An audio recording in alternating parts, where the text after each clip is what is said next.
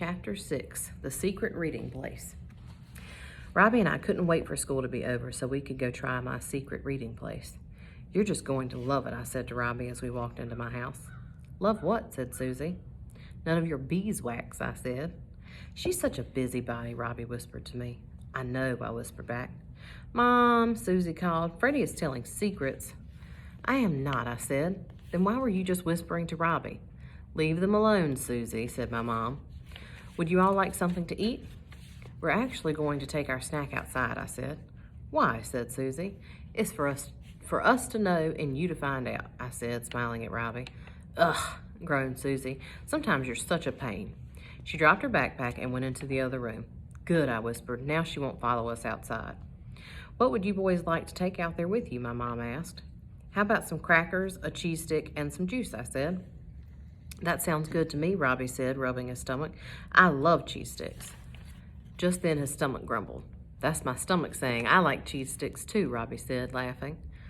"I'll just put everything in this little bag," said my mom. "That will make it easier to take outside." "Thanks, Mom," I said, grabbing the bag. Robbie and I took our books out of our backpacks and headed to the back door. "So which way do we go?" Robbie asked. "Follow me," I said, "but be very quiet. I don't want Susie to hear us." Robbie gave me a salute. "Aye, aye, Captain," he said. I started walking to the back of my yard. "Oh, I think I know where we're going," said Robbie. "Really, Smarty Pants?" I said. "Where?" "To your big tree," said Robbie. "We'll climb up and sit on the branches to read our books." "Are you crazy?" I said. "Don't you remember what happened to us last time I climbed that tree?" Do y'all remember that book where Freddy climbed the tree in the middle of the night and looking for, I think, nocturnal animals, and he fell and he broke his arm?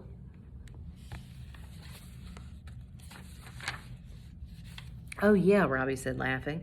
"You fell out of the tree and broke your arm." "I'm glad you think it's funny," I said. "I didn't think it was so funny." "So I guess the tree isn't your secret reading place," said Robbie.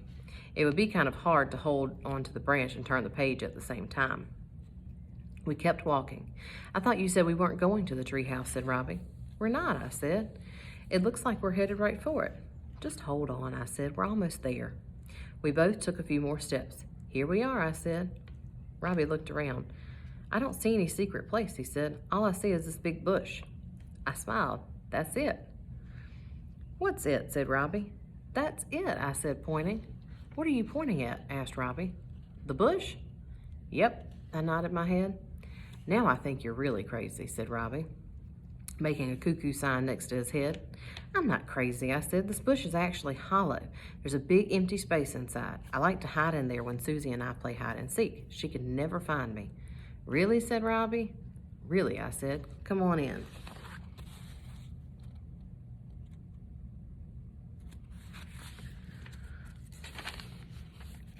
I got down on my hands and my knees and crawled into the bush. Robbie followed me. "Wow, you were right," said Robbie. "It is really cool in here, and it's definitely a secret. No one would ever know you were in here." We sat on the ground and I pulled our snack out of the bag. "Thanks," said Robbie. "I'm starving." He gobbled his cheese stick and his stomach growled again. I laughed. "Is your stomach saying thank you?" "Yep," said Robbie, patting his tummy. I nibbled a bit of my cheese and crackers and put the rest back in the bag to save for later. Then I lay on the ground and I picked up one of my books and started to read. After a little while, I felt something crawling up my arm. "Hey, look," I said to Robbie.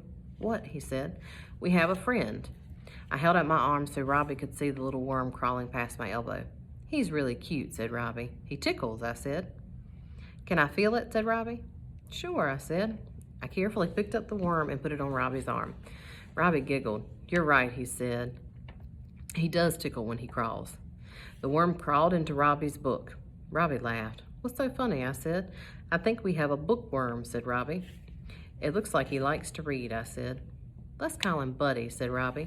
"He can be our reading buddy." "Buddy the worm. I like that," I said. We sat hidden in the bush reading with Buddy until we heard my mom calling us. "Freddy, Robbie, time to come in now."